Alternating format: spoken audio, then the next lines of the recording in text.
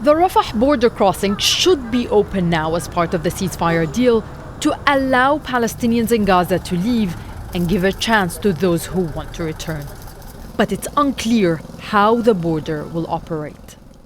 The Rafah crossing is a lifeline for Palestinians in the Gaza Strip as their only connection to the outside world and the only crossing that was not directly controlled by Israel. In 2005, a US brokered agreement signed by Israel and Egypt allowed the Palestinian Authority and a European Union mission to operate the border, although Israel maintained indirect control over Palestinians' ability to travel.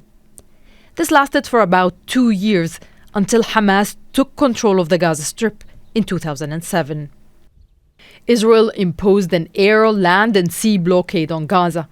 The EU mission withdrew, and the Palestinian Authority members lost their control over the Strip, including the Palestinian side of the border.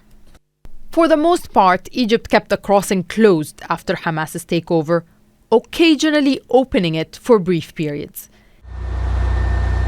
In May 2024, 7 months into the war on Gaza, Israeli forces raided the crossing, seized control of it, and razed its buildings.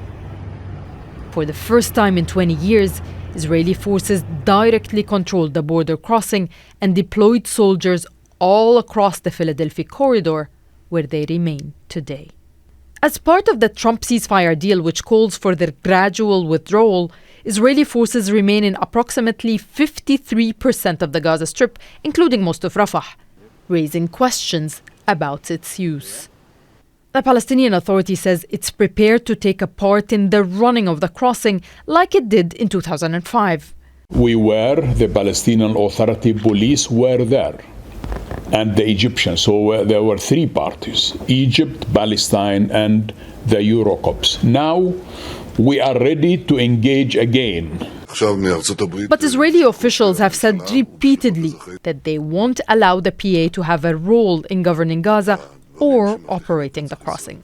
Some suggest European supervision, but that could be just a temporary step. I don't think that Israel is going to agree on general arrangements at this stage, maybe later, but at this stage, when they are in the middle of negotiations and when they still have demands from the other side, like the bodies and in the future, the disarming of Hamas. For Palestinians, Rafah isn't about travel or aid alone. It's about who holds the keys and who strips them of control over their own movement, keeping them cut off from one another and isolated from the rest of the world. Nida Ibrahim, Al Jazeera. The Israeli military says it's received the bodies of 2 more captives from Hamas, which have now been identified. Don't miss out and get the full picture. Subscribe to Al Jazeera for reliable news and expert insights. Like, share, stay ahead.